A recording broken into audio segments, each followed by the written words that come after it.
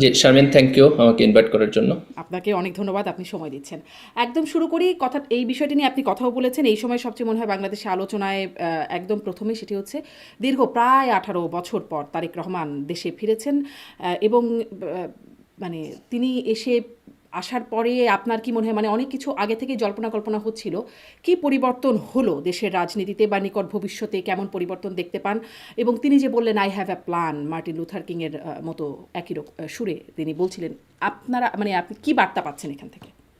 আমার বোধ হয় যে প্রথম হলো তারেক রহমান যে বাংলাদেশে ফিরছেন, এটা নিয়ে তো এক ধরনের সন্দেহ সংশয় ছিল, তাই না, যে উনি কেন ফিরতেছেন না। বিশেষ করে ওনার মা বেগম খালেদা জিয়া যখন অসুস্থ ছিলেন তখন ওনার ফেরাটা আরো বেশি প্রাসঙ্গিক হয়ে উঠছিল। কিন্তু সেই সময় আমরা দেখছি যে উনি ফিরেন নাই, এবং উনি একটা ফেসবুক স্ট্যাটাসে খুব অ্যাম্বিগুয়াস বক্তব্য দিচ্ছেন যে ওনার ডিসিশন ওনার একার না, আরো অনেকে মেক করবে। তো সেটা জনমনে একটা প্রশ্ন তুলছে যে ওনার ডিসিশন আসলে কে নেয়। তো সেই জায়গা থেকে উনি এখন যেহেতু দেশে আসছেন, তো আমাদের সেই সন্দেহ এবং সংশয়, এই জায়গাগুলো গণপরিসর থেকে অনেকটা চলে যাবে। তো এই জায়গা থেকে আমি মনে করি যে ওনার আশাটা অত্যন্ত গুরুত্বপূর্ণ। সেকেন্ড হলো উনি বিএনপির অ্যাক্টিং চেয়ারপারসন, এবং প্রোভাইডেড দ্যাট যে বেগম খালেদা জিয়া অসুস্থ এবং উনি বিএনপিকে অসুস্থ অবস্থায় নেতৃত্ব দিতে পারতেছেন না, সে অবস্থায় তারেক রহমান লন্ডন থেকে নেতৃত্ব দিচ্ছেন একটা লম্বা সময়। কাজে উনি যদি দেশে আসেন এবং বিএনপিকে নেতৃত্ব দেন, এটা পজিটিভ, কারণ বিএনপি এখন একটা বড় পলিটিক্যাল পার্টি।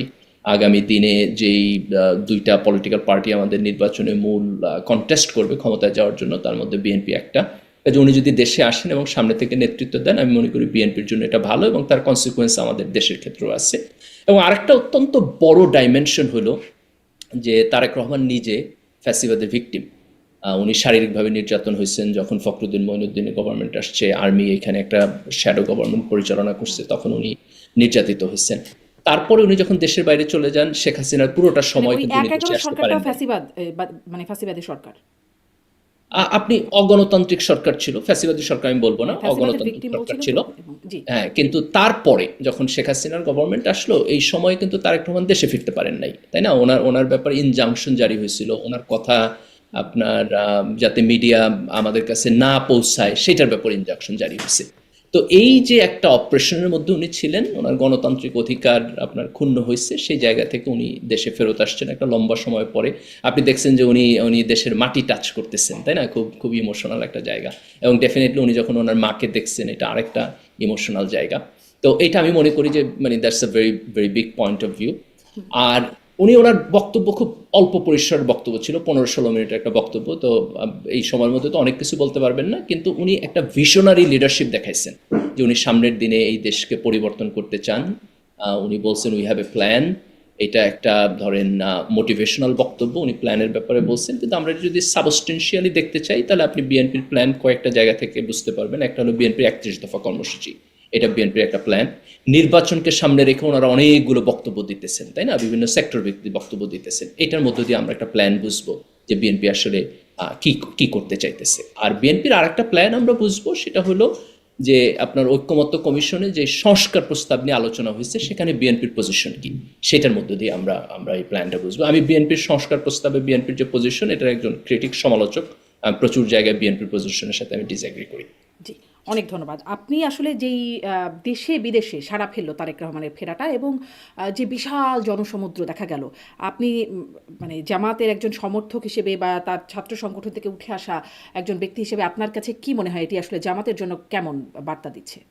আমি তো অত্যন্ত ভালো বার্তা। তার কারণ হলো যে আমাদের এখন রাজনৈতিক যে স্পেস, সেই স্পেসে বিএনপি এবং জামাত একজন আরেকজনের সাথে আপনার কম্পিটিশন করতেছে।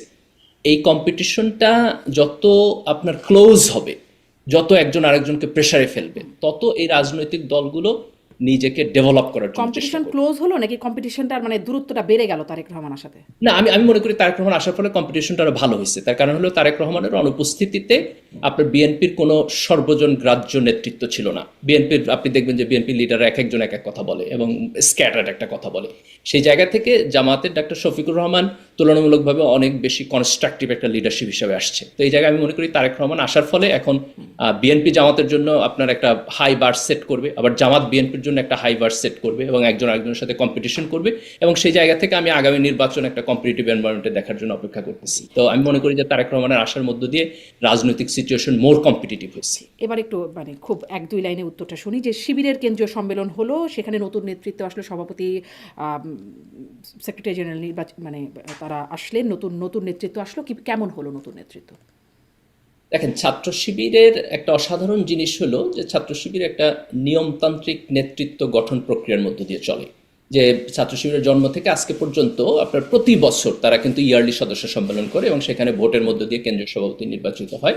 শিবিরের কেন্দ্রীয় সভাপতি কখনো এক বছরের জন্য নির্বাচিত হয়, কিন্তু দেয়ার আর সাম এক্সাম্পল যেখানে একই ব্যক্তি পরপর দুইবার নির্বাচিত হয়েছেন। আমাদের সংবিধানে এভাবে কোনো বান নাই। তো এবার আমরা যেটা দেখলাম যে আগের যিনি কেন্দ্রীয় সভাপতি ছিলেন তিনি 1 বছর থাকার পর চলে গেছেন, এবং যিনি আগে সেক্রেটারি জেনারেল ছিলেন তিনি হচ্ছেন আপনার নির্বাচনের মধ্য দিয়ে এখন কেন্দ্রীয় সভাপতি হয়েছেন, এবং নতুন আপনার সেক্রেটারি জেনারেল আবার মনোনীত হয়েছে, তারপর সেন্ট্রাল এক্সিকিউটিভ কমিটি মনোনীত করবে। তো এটা একটা একটা মানে কন্টিনিউয়াস আপনার ডেমোক্রেটিক প্রসেস। শিবির এই ডাইনামিক প্রসেসের মধ্যে অল দ্য টাইম যায়, নতুন কিছু না। এবার এই প্রক্রিয়াটা হয়েছে। তো আমি এখানে ধরেন ব্যক্তি ওরিয়েন্টেড আলোচনা আলাদাভাবে না করি, এরা প্রত্যেকেই কম্পিটেন্ট এবং ভালো, কিন্তু মূল ফোকাসের জায়গাটা হলো যে ছাত্র শিবির তাদের লিডারশিপ এভরি ইয়ার নতুন করে আপনার ইলেকশন করে, সিলেকশন করে। So this is a very very smooth and continuous process.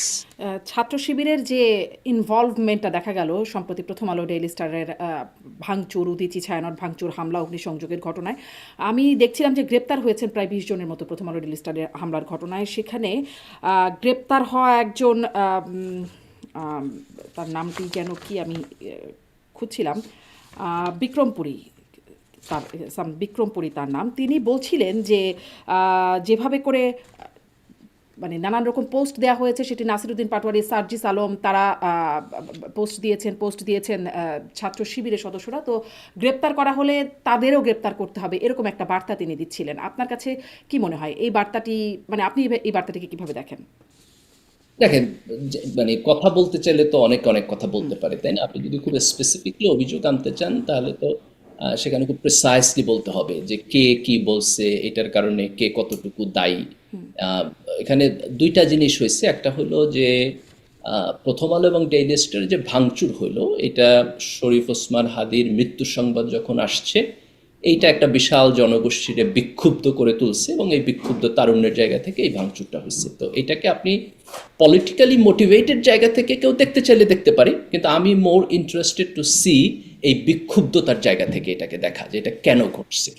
Second point হলো এই ঘটনাটা কি ঠিক আছে? না, এটা ঠিক নাই।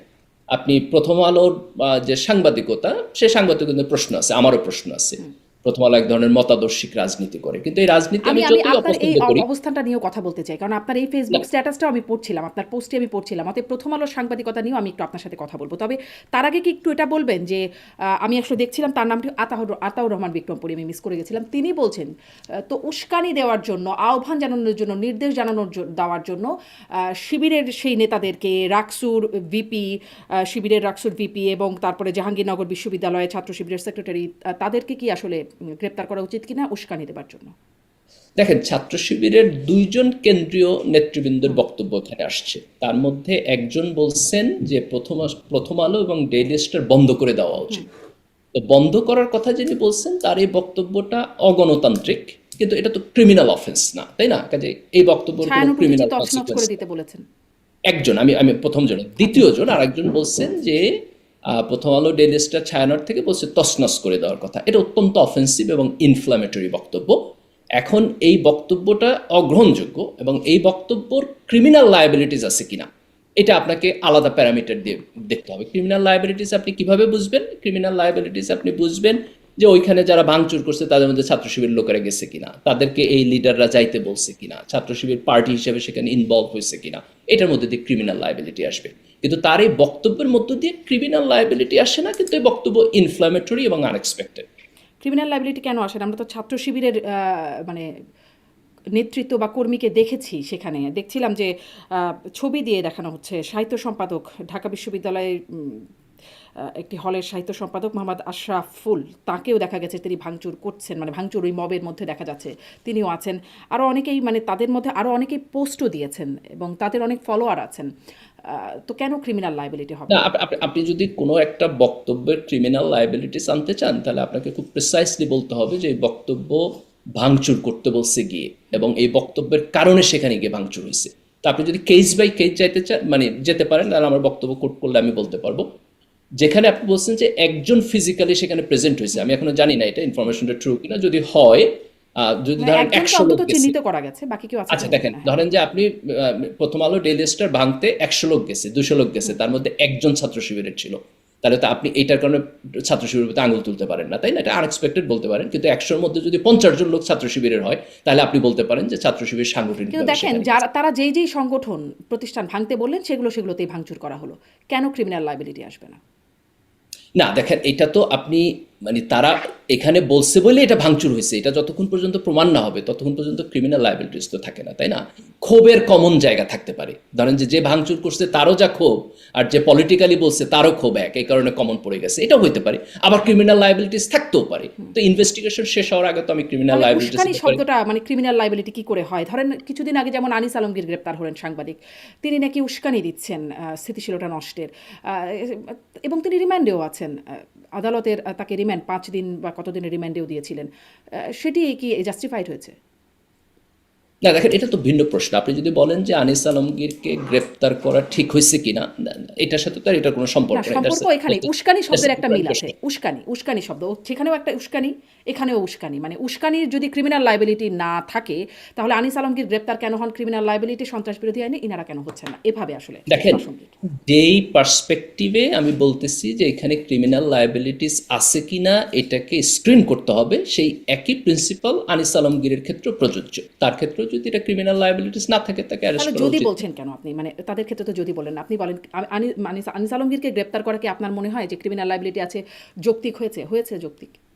আমি খুব একেবারে ক্লিয়ারলি জানি না ওনারা কোন মামলায় গ্রেপ্তার করছে। আমি জেনারেলি আপনি যদি বলেন যে উনি তো হচ্ছে সাংবাদিক এবং টকশো করেন, তাই না? ওনাদের ব্যাপারে মানে যে টক অভিযোগ, শোতে উস্কানি দিয়েছেন তিনি, স্থিতিশীলতা নষ্টের, এরকম এটা সাধারণত খুবই ভেইগ অভিযোগ। জেনারেলি আমি ওনার কেসটা আসলে খুব ডিটেলভাবে দেখি না, কারণ আমি বক্তব্য মানে খুব কনক্লুসিভ বক্তব্য দিতে পারবো না, কিন্তু সাধারণত এটা ভেইগ, এই জাতীয় বক্তব্য। দেখেন, এখানে যেটা পয়েন্ট আসে সেটা হলো যে বিগত ফ্যাসিস্ট সরকারের পক্ষে যারা কথা বলতে চায় এবং তাদেরকে এক ধরনের লেজিটিমেসি দিতে চায়, তাদের ব্যাপারে আইনের প্রয়োগটা কেমন হবে।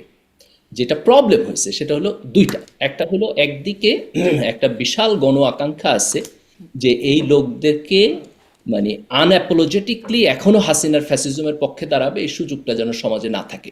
সেকেন্ড হলো যে এই সুযোগটা যদি আমি বন্ধ করতে চাই, আমি কিভাবে বন্ধ করব, সেই আইনি ফ্রেমওয়ার্কটা আমাদের এখানে হয় নাই। না হওয়ার কারণে এই দুইটার মাঝখানে এটাকে যেভাবে ডিল করা হচ্ছে সেটা ইমপারফেকশন হইতেছে। তো আমার পার্সোনাল পজিশন হলো যে আপনাকে একটা আইনি কাঠামোতে যাইতে হবে যেখানে ব্যক্তি কোন পর্যায়ে তার ব্যক্তি স্বাধীনতা প্র্যাকটিস করতে পারবে, মত প্রকাশটা প্র্যাকটিস করতে পারবে, আর কোন জায়গায় পারবে না। যেমন ধরেন, কে একজন আয়সা এখন দাবি করলো যে শেখ হাসিনা এখনো লেজিটিমেট প্রধানমন্ত্রী এবং সে জুলাইয়ে সে কোনো অপরাধ করে নাই। এটা একটা আউটরেজেস বক্তব্য। আমি কি সমাজে বক্তব্য দিতে দিব, সেই প্রশ্নটা ভ্যালিড, কিন্তু এটাকে আমি কোন আইনি কাঠামোর মধ্যে ডিল করব সেটা কিন্তু আমাদের এখানে তৈরি হয়নি। তো আমাদের এই আইনি কাঠামো নিয়ে কথা বলতে হবে। আমি আপনার সাথে 100% এগ্রি করি, এই আইনি কাঠামো তৈরি ব্যতি রেখে কাউকে যদি পুলিশ অ্যারেস্ট করে নিয়ে যায়, এটা হচ্ছে আপনার জনচাপে অথবা মানুষের মাইন্ডসেটের কারণে অথবা এটা খুব পপুলার এই কারণে, এটা ভালো ফ্রেমওয়ার্ক না, এবং এইটার বিপক্ষে আমি দাঁড়াবো। তাহলে এবং আপনার কি এটা মনে হয় যে সমালোচনা এই করব। বক্তব্য যদি কেউ দেয়, বা কারো যদি এটি মনে হয় শেখ হাসিনা আসলে মানে কোনো অপরাধ করেনি, এই বক্তব্য যদি কেউ দেয়, তার ক্রিমিনাল লায়াবিলিটি হওয়া উচিত, মানে আইনগত একটা ফ্রেমওয়ার্ক থাকা উচিত? আমরা যদি সাধারণত হিস্টোরিক্যাল দেখি, আপনি যেমন ধরেন যে আপনি যদি হিটলারের গণহত্যার পক্ষে দাঁড়ান, তাহলে এইটা এক ধরনের ব্লাসফেমি, এরকম আইনি কাঠামো করা হয়েছে।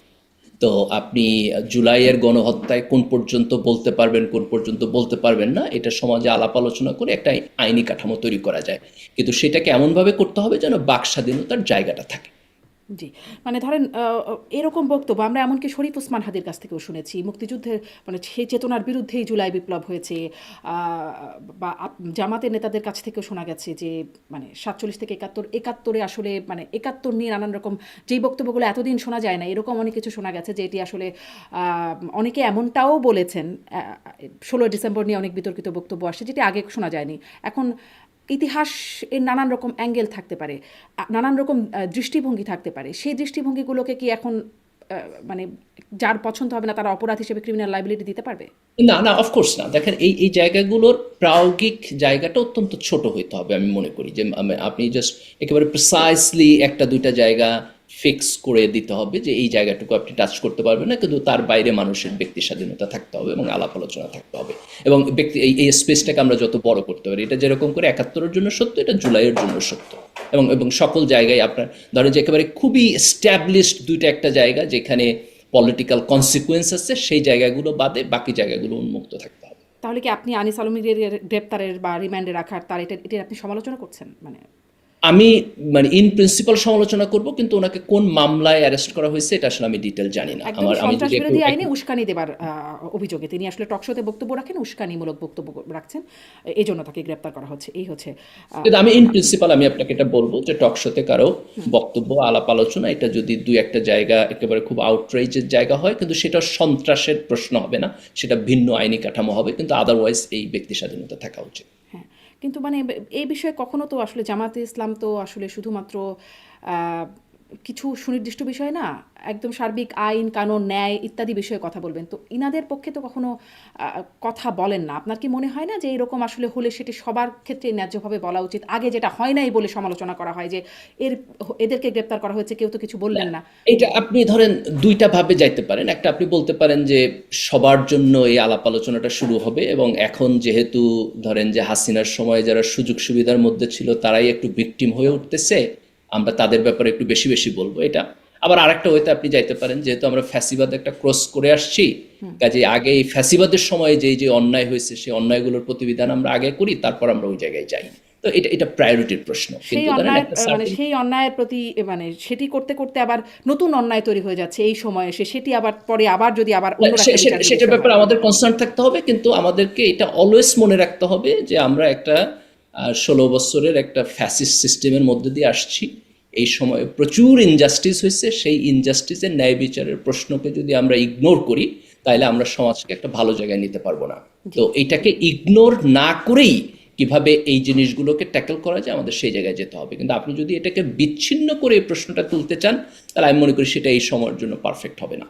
আচ্ছা, আরেকটু প্রথম আলো সম্পর্কে আরেকটু কথা বলি যে ওই সেই শিবির নেতাদের যে বক্তব্য, দুজন কেন্দ্রীয় নেতার বক্তব্যের কথা বলছিলেন, শিবির একটা প্রতিবাদ করেছে, পোস্ট মানে একটা প্রতিবাদ লিপি দিয়েছে, সেখানে বলছে তাদের এটাকে বলছেন যে স্লিপ অফ টাং। এটা আসলে স্লিপ অফ টাং কী করে হতে পারে? কারণ কি করতে হবে, কেন করতে হবে সবই স্পষ্ট করে বলা হচ্ছে। স্লিপ অফ টাং তো সেটি যেটি আনইনটেনশনালি বা অনিচ্ছাকৃতভাবে হয়ে যায়। এটি তো একদম সুনির্দিষ্টভাবে বলছেন সেই নেতারা, শিবির নেতারা, যে ভাঙতে হবে, তছনছ করতে হবে বা বন্ধ করতে হবে। না, না, ভাঙতে হবে বলেন মানে নাই। ওনারা তছনছ করার বন্ধ, যদি সমার্থক দেখেন, ধরি। বন্ধ হবে এটা বলছেন। বন্ধ হবার দাবিটা গণতান্ত্রিক স্পিরিটের সাথে কনফ্লিক্ট করতে পারে, কিন্তু এটা কিন্তু একটা লেজিটিমেট দাবি। কেউ মনে করতে পারে যে এই প্রতিষ্ঠানটা ফ্যাসিবাদের সহযোগী ছিল, কাজে আমাদের উচিত এটাকে বন্ধ করা, আমরা এটার আইনি কাঠামো নিয়ে আলাপ আলোচনা করি। এটা বলতে পারে, আমি এটার পক্ষে না, কিন্তু এটা যদি কেউ বলে আপনি খুব বড় অপরাধ বলতে পারবেন না। কিন্তু যিনি বলছেন যে তছনছ করে ফেলতে হবে, এটা একটা ভুল বক্তব্য। এখন দেখেন, এটা যেহেতু উনি একটা রাজনৈতিক সভায় বক্তব্য দিচ্ছেন, তো শিবির যখন বলতেছে স্লিপ অফ টাং, তখন এটা বলতে চাইছে যে তার যে অ্যাঙ্গার, যে গ্রিভেন্স, এটাকে যে ভাষায় প্রকাশ করছে সেই ভাষাটা অ্যাপ্রোপ্রিয়েট হয় নাই। তো এই ব্যাপারে সচেতন থাকা উচিত। আপনি যদি কখনো পলিটিক্যাল পাবলিক স্পিকিংয়ে যান, তাহলে ধরেন বক্তৃতা দেওয়া শুরু করলে অনেক অনেক কথা বলে ফেলে, ধরেন বলতেছে বলতেছে কথার মধ্যে চলে আসে। তো সেই জায়গায় এরকম মার্জিনাল বক্তব্য আসা উচিত হয় নাই। কারণ আপনি যখন ধরেন এটা একজন কর্মী সমর্থক কেউ বললে দ্যাটস ফাইন, কিন্তু যখন একজন লিডার বলে তার কথার কনসিকুয়েন্স থাকে, যেহেতু তার কথার কনসিকুয়েন্স থাকে, he should be very careful. তো এই জায়গা থেকে তার স্লিপ অফ টাং বলছে। আমি এটাকে খুব আনএক্সপেক্টেড কিছু বলবো না, কিন্তু এখানে একটা জিনিসের সমালোচনা করতে হবে, সেটা হলো যে এটাকে তাদের ব্যক্তিগত বক্তব্য বলছে। তো একটা সংগঠনের এত বড় পর্যায়ের লিডার যখন বক্তব্য দেয় তখন এটা আর ব্যক্তিগত থাকে না। কিন্তু কেন্দ্রীয় সংগঠন যেটাকে এন্ডোর্স করলো না, এটাকে যে সমালোচনা করলো, আমি মনে করি এটা অ্যাপ্রিসিয়েবল। জি। কারণ হচ্ছে যে কিন্তু এইটা তাদের ছাত্র বিরুদ্ধে কি শিবিরের ব্যবস্থা হলো? তাদেরকে সাংগঠনিক স্ট্রাকচার কারণ না। দর্শানোর নোটিশ দেওয়া হলো। আপনার কি মনে হয় তাদের বিরুদ্ধে শাস্তিমূলক ব্যবস্থা নেওয়া উচিত এমন বক্তব্যের জন্য? যদি ক্রিমিনাল লায়াবিলিটিস প্রমাণ হয় তাহলে অফকোর্স শাস্তিমূলক মানে ব্যবস্থা না, নিতে আমি হবে। আসলে কিন্তু ক্রিমিনাল লাইবিলিটি মানে আইন শৃঙ্খলা বাহিনীর না, শাস্তির কথা বলছি না, আমি বলছি সংগঠনের পক্ষ থেকে। না, যদি এটা শুধুমাত্র রেটরিক হিসাবে তারা বলে তাহলে সাংগঠনিকভাবে তাদের কারণ দর্শাইতে হবে, সতর্ক করতে হবে যাতে তারা পরবর্তীতে একই জিনিস আর না বলে। কিন্তু আপনি যদি বলেন যে শাস্তিমূলক ব্যবস্থা এটার কারণে আরো বেশি নেওয়া উচিত কিনা, এটা আমি ব্যক্তিগতভাবে মনে করি যে আর খুব বেশি ওটা দরকার নেই। তাদেরকে সতর্ক করতে হবে যে একটা সংগঠনের নেতৃ পর্যায় থেকে এরকম আপনার অদায়িত্বশীল ভূমিকা পালন করার কোনো সুযোগ নাই। কিন্তু ছাত্র শিবিরের কোনো পর্যায়ের নেতাকর্মী যদি এই ভাঙচুরের সাথে জড়িত থাকে সরাসরি, তাহলে অফকোর্স তাদেরকে সাংগঠনিক ভাবে আপনার একটা শাস্তিমূলক ব্যবস্থার মধ্যে নিতে হবে এবং সংগঠন থেকে বহিষ্কার করতে হবে যদি কারো ক্রিমিনাল লায়াবিলিটিস থাকে। জি, অনেকেরই আসলে ছবি সহ ওই সেখানকার ছবি সহ ফেসবুকে দেখা যাচ্ছে যে তারা আছেন, আহ, তাদের বিরুদ্ধে আসলে ব্যবস্থা নেওয়ার জায়গাটা দেখা যাচ্ছে না। আইন না, শৃঙ্খলা এটা আপনার মানে ধরেন যে ফেসবুকে মানে হি সেইজ শি সেইজ এটা দিয়ে তো আর আপনি কথা বলতে পারবেন না, আপনাকে টু দ্য পয়েন্ট অভিযোগ আসতে হবে। আমি খুব স্পষ্টভাবে বলতেছি, দিস ইজ মাই পজিশন, যে ইফ এনি ওয়ান ফ্রম ছাত্র শিবির এই ভাঙচুরের সাথে যদি ইন পার্সন জড়িত থাকে, ক্রিমিনাল লায়াবিলিটিস থাকে, তাহলে তার ব্যাপারে ব্যবস্থা নেওয়া উচিত। কিন্তু এটা আপনি মানে ফেসবুক থেকে তো আর নিলে হবে না, আপনি এটা একটা কথা ইনভেস্টিগেশনের বলছেন যে মধ্যে তাদের কথার প্রেক্ষিতেই কি ভাঙচুর হয়েছে কিনা, হলে একটা ক্রিমিনাল লাইবিলিটি আসবে, না হলে আসলে না। কাদের কথার প্রেক্ষিতে এই ভাঙচুরটা হলো? এতগুলো মানুষ তো একসাথে মানে স্বতঃস্ফূর্তভাবে গিয়ে প্রথম আলোতে চলে গেল, ডেইলি স্টার চলে গেল, হাদি হত্যার সাথে যেখানে খুব সরাসরি সম্পৃক্ততা নাই এখানে, কাদের আসলে এই যে আপনি আওতায় মনে হলো? করতেছেন যে সরাসরি সম্পৃক্ততা নাই, এইটা রাইট রিডিং না। কারণ হলো তাদের এটা গ্রিভেন্স থেকে হয়েছে, সেই গ্রিভেন্সটা কোথা থেকে আসতেছে? দেখেন, জুলাইয়ের গণ অভ্যুত্থান হয়েছে হাসিনার বিপক্ষে, জুলাইয়ের গণ অভ্যুত্থান হয়েছে ভারতীয় আধিপত্যের বিপক্ষে। তার কারণ হলো হাসিনার ফ্যাসিবাদ এখানে ভারতের সাপোর্টের মধ্যে দিয়ে এখানে স্ট্যাবলিশ হয়েছে। তো এখন তো হাসিনা চলে গেছে, কিন্তু কালচারাল ফ্যাসিবাদ বলতে যে শব্দটা তরুণরা ব্যবহার করে, তারা মনে করতেছে যে যারা যারা হাসিনার গভর্নমেন্টকে এইখানে এস্টাবলিশ করা এবং থাকার জন্য সাহায্য সহযোগিতা করছে হ্যাপিলি, এই ফ্যাসিবাদের মধ্যে যারা আনইজি ফিল করে নাই, যারা এটাকে ফিউয়েল দিছে, সেই লোকেরাও সমান পরিমাণ দায়ী। এই গ্রিভেন্স থেকে এই হামলা হয়েছে। তো এই ছায়ানট গ্রিভেন্স উদিচি বোঝার তারা জন্য আসলে তো কিভাবে ফ্যাসিবাদকে সমর্থন করে গেল? মানে এটা তো কারা সাংস্কৃতিক সংগঠন, মানে ছায়ানট উদিচি তাদের, মানে এই সংগঠনগুলোর কথা বলছি। দেখেন, আওয়ামী লীগের সরকার, এটা একটা লম্বা তাত্ত্বিক আলোচনা। তো আওয়ামী লীগের সরকার যে এইখানে 3টা ইলেকশন চুরি করার পরও থাকতে পারলো, এটা কেন থাকতে পারলো? তার কারণ হলো যে সমাজের বিভিন্ন জায়গা থেকে একটা গ্রুপ অফ পিপল তাদেরকে নৈতিকভাবে সমর্থন দিচ্ছে। এই সমর্থনটা মানুষ সাধারণত এইভাবে দেয় যে ধরেন আমি একটা ইডিওলজি সাপোর্ট করি এবং আমি মনে করি এই পলিটিক্যাল পার্টিটা এই ইডিওলজি সাপোর্ট করে, তার ফলে পলিটিক্যাল পার্টি যখন অন্যায় করে, অপরাধ করে, তখনও আমি ওই ইডিওলজিক্যাল বাইন্ডিংয়ের কারণে তার অন্যায় এবং অপরাধকে ইগনোর করি। তো বাংলাদেশে যারা ধরেন যে মনে করে যে আওয়ামী লীগ একমাত্র মুক্তিযুদ্ধের পক্ষের শক্তি এবং আওয়ামী লীগ যাই করুক মুক্তিযুদ্ধকে টিকায় রাখতে হলে, তার চেতনাকে টিকায় রাখতে হলে আমরা আওয়ামী লীগকে সাপোর্ট করতে হবে, তারা এই 15-16 বছর আওয়ামী লীগকে আনকন্ডিশনাল সাপোর্ট দিচ্ছে। যারা ধরেন যে আপনার আওয়ামী লীগ বাঙালি জাতীয়তাবাদী রাজনীতি করে, যারা এই দেশে বাঙালি জাতীয়তাবাদী কালচারের প্রতি অত্যন্ত কমিটেড এবং তারা মনে করে অ্যাট এনি কস্ট এই বাঙালি জাতীয়তাবাদী কালচারের ফ্যাসিজম এনে টিকায় রাখতে হবে, তারা আওয়ামী লীগকে সাপোর্ট দিচ্ছে। আপনি ধরেন যে আজকে প্রথম আলো ডেইলি স্টার প্রশ্ন তোলেন, প্রথম আলো এই যে 15-16 বছর যেই সাংবাদিকতা করছে তার মধ্যে কি মতাদর্শিক রাজনীতি নাই? তারা কি আওয়ামী লীগকে বিভিন্নভাবে সাপোর্ট করে না? আপনি যে ফেসবুক পোস্টের রেফারেন্স দিচ্ছেন সেখানে আমি খুব স্পষ্টভাবে ডিসেন্টকে কোট করছি যে তারা এটা দেখাইছে যে প্রথম আলো যখন আপনার বিভিন্ন ভায়োলেন্সে বিএনপি, জামাত এবং আওয়ামী লীগকে পোর্ট্রে করে, তারা আওয়ামী লীগকে ডিফারেন্টলি পোর্ট্রে করে। সেখানে তারা থার্ড পার্সন ইউজ করে। আওয়ামী লীগের পক্ষে হ্যাঁ, কেউ হ্যাঁ। ভায়োলেন্স করলে বলে যে দুর্বৃত্তদের হামলা এখানে হয়েছে, আর বিএনপি জামাত হইলে পরে বিএনপি জামাতকে আপনার কোট আনকোট বিএনপি এই জামাত যে বলে। ধরেন আপনি বা এখন অনেকেই এখন মানে ইন্টালেকচুয়াল আছেন বা জামাত শিবিরের নেতারা যারা আছেন, অনেকেই এই যে এই হামলা ভাঙচুর সেটার পেছনের যে উদ্দেশ্য মানে কারণ সেটিকে সমর্থন করছেন, যে ভাঙচুরটাকে করছেন না, কিন্তু যে কারণ যে বিক্ষোভ সেটির প্রতি আপনারা জাস্টিফিকেশন দিচ্ছেন। এটি এক সময় গিয়ে বলা হবে না যে এটি আসলে আপনারা এটির পক্ষে, এই ভাঙচুরগুলোর পক্ষে, এই তছনছ করে ফেলার পক্ষে আপনারা সমর্থন জুগিয়েছেন, ফলে আপনারা অপরাধী? Very good question. এবার আপনি আমার আসেন যে আমার দেশের সম্পাদক মাহমুদুর রহমানকে যখন ফিজিক্যালি অ্যাসাল্ট করা হয়েছে তখন প্রথম আলো যে সম্পাদকীয় লিখছে আপনি সেটা পড়েন, কোট আনকোট পড়েন, প্রথম আলো হ্যাড দ্য সেম স্ট্যান্ড। তারা একই স্ট্যান্ড বলছে যে মাহমুদুর রহমান যে সাংবাদিকতা করে এটা সাংবাদিকতা না, তো তারা এটার ভ্যালিডেশন দিচ্ছে না। তা আজকে তো সেই ভ্যালিডেশনের কনসিকুয়েন্স দেখেন। এই দেশে আজকে কি প্রথম আপনার এই মিডিয়ার উপর আক্রমণ হয়েছে? আওয়ামী লীগের সময়ে সংগ্রামের সম্পাদককে তার অফিস থেকে ধরে নিয়ে গেছে আপনার লাঞ্ছিত কইরা, নয় দিগন্তের বাসে আগুন দিচ্ছে, নয় দিগন্তের ছাপাখানা আগুন দিচ্ছে। আপনি কি বাংলাদেশের সমাজে তখন দেখছেন যে এইটার বিপক্ষে তারা প্রতিবাদ করছে সবাই এসে? সংবাদপত্রের স্বাধীনতা তখন কোথায় ছিল? 15টি জাতীয় দৈনিকের সম্পাদক তারা এটার প্রতিবাদ করেছিল। আজকে প্রথম আলো, ডেইলি স্টার আক্রান্ত হওয়ার পরে তারা এটাকে যেভাবে পোর্ট্রে করতেছে, তারা সেম ইন্টেন্সিটি দিয়ে আমার দেশ সেম নয় ইন্টেন্সিটি দিগন্তের থেকে হবে, বিপক্ষে দাঁড়াইছিল। সেম ইন্টেন্সিটি থেকে হয়েছিল ভাঙচুর তছনছ, বা সেম ইন্টেন্সিটি একসাথে এতগুলো প্রতিষ্ঠান ভাঙচুর হলো, এই লেভেলের ভাঙচুর হলো, এতগুলো কর্মী তারা আসলে আটকা পড়লো, তারা মারা যেতে পারতেন এমন একটা অবস্থায় থাকলো। সেম লেভেলের কি হয়েছিল? নয় দিগন্তে যখন আগুন দিছে তখন কেউ সেখানে পড়ে নাই।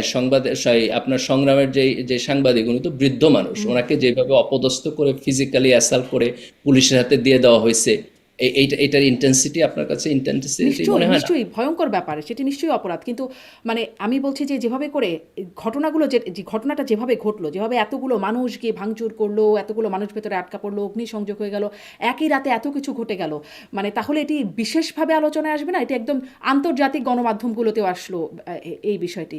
এটি কি একটা মানে অন্তত দৃশ্যমানভাবে এটি বিশেষ জায়গা থাকে? দেখেন, আপনার আলোচনা বরং আদার ওয়েতে যাওয়া দরকার। সেটা হলো যে প্রথম আলো ডেইলি স্টারে যে হামলা এবং ভাঙচুর হয়েছে, সেটা প্রথম আলো ডেইলি স্টারে ভাঙচুরের জন্য ভাঙচুর হয় নাই। এইটা একটা বিশেষ মুহূর্তে, যখন আপনার হাদির মৃত্যু সংবাদ আসছে, তখন বিক্ষুব্ধ জনতা ওই মোমেন্টে পড়ছে। এটা পৃথিবীর অনেক জায়গায় হয়েছে। আপনার আমেরিকাতে যখন মার্টিন লুথার কিং অ্যাসাসিনেটেড হয়েছে, এখানে সপ্তাহখানেক যাবৎ আপনার ভায়োলেন্স হয়েছে। কেন? একটা জনগোষ্ঠী একটা সিস্টেম্যাটিক অপারেশনের মধ্য দিয়ে গেছে, এবং সেই অপারেশন একটা সিম্বলিক অ্যাসাসিনেশনের মধ্য দিয়ে মানে আপনার এক্সপ্লোড হয়েছে। সেই এক্সপ্লোডিং সিচুয়েশনে এটা হয়েছে। কিন্তু নয় দিগন্তের উপর যে হামলা হয়েছে, সংগ্রামের যে হামলা হয়েছে, সেটাকে আপনি একটা সিস্টেমেটিক হামলা বলতে পারেন, যে খুব প্রিসাইসলি সিস্টেমেটিক টার্গেট করে হামলা হয়েছে। বরং আমি বলবো যে আপনার প্রথম আলো এবং ডেইলি স্টারের উপর হামলাটা একটা বিশেষ মোমেন্টে, একটা ইমোশনাল বাস্টের মধ্যে হয়েছে। কিন্তু দেখেন, এই আলোচনাটা আমরা যদি এই কনফ্লিক্টিং জায়গাতে করি, তাহলে আমরা এটা কখনোই কনক্লুশনে আসতে পারবো না। কনক্লুশনটা এই জায়গায় আসা উচিত, সেটা হলো যে আমার দেশের উপর যখন হামলা হয়েছে এটাও অন্যায় ছিল, নয় দিগন্তের উপর যখন হামলা হয়েছে এটাও অন্যায় ছিল, প্রথম আলোর উপর যখন হামলা হয়েছে এটাও অন্যায় হয়েছে, ডেইলি স্টারের উপর যখন হামলা হয়েছে এটাও অন্যায় হয়েছে। এবং আমাদের এই সকল অন্যায়ের বিপক্ষে একসাথে দাঁড়াইতে হবে, এবং এদের প্রত্যেকের যে স্বাধীনতা এবং নাগরিক হিসাবে, সংবাদপত্র হিসাবে তার যে অ্যাক্টিভিজমের স্বাধীনতা, সেটা সমাজে থাকতে হবে। আমি যখন বলতেছি যে তরুণদের গ্রিভেন্স আছে, in no way I mean যে এই হামলাটা ঠিক হয়েছে, বরং আমাদের সমাজের মধ্যে এই কনফ্লিক্টের জায়গাটা আমাদের তো অতিক্রম ধরুন করে যায়।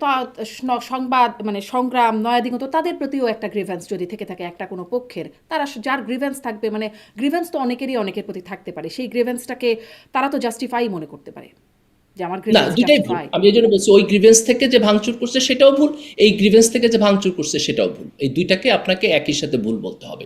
কিন্তু আপনি যদি বলেন যে এই যে ভাঙচুরটা হইলো, এটা কেন হইলো আমি বুঝি না, এখানে কোনো গ্রিভেন্স আসলে তো নাই, তারপরেও কেন ভাঙলো, আমি শুধু এই স্টেটমেন্টের বিরোধিতা করি। কিন্তু যে এই যে এখানে একটা গ্রিভেন্সটা, সেটা প্রেক্ষাপট আসলে আছে হ্যাঁ, এবং গ্রিভেন্স আছে। এই যে এই আহ্বানটা আপনি বলছিলেন শিবির, আবারও সেই পুরনো কথা, আপনি বলছিলেন যে সেই আহ্বানের বা নির্দেশনার প্রেক্ষাপটেই বা কনসিকুয়েন্সে কি হামলা হলো কিনা, কার আহ্বানের কনসিকুয়েন্স আসলে হামলা হলো সেটি একটু বলবেন? কারণ আমরা আসলে প্রবাসী অনলাইন অ্যাক্টিভিস্টদের পক্ষ থেকেও দেখেছি মানে আহ্বান করতে, কিভাবে করতে হবে, কি করতে হবে, এই বিষয়গুলো বলতে, এবং সমন্বিতভাবে যখন এরকম বলা হচ্ছিল তারপরে দেখা গেল। এখন এটার মধ্যে কি কোনো যোগসূত্র? না, আমি শোনেন, ব্যক্তিগতভাবে এখানে কেউ কন্ট্রিবিউট করছে কিনা এটা তো ইনভেস্টিগেশন ছাড়া বলা যাবে না। যাবে না, কিন্তু একদম বলা যাবে না ইনভেস্টিগেশন ছাড়া, মানে না, সাদা চোখে কিছু দেখা যাচ্ছে না।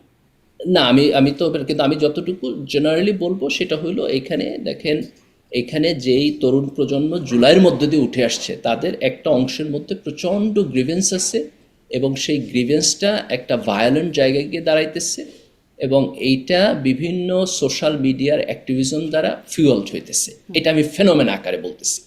এখন এই ফেনোমেনাকে আমরা কিভাবে ডিল করব, এই যে ভায়োলেন্সের দিকে যাওয়ার যে প্রবণতা, এটাকে আমাদের সমালোচনা করতে হবে।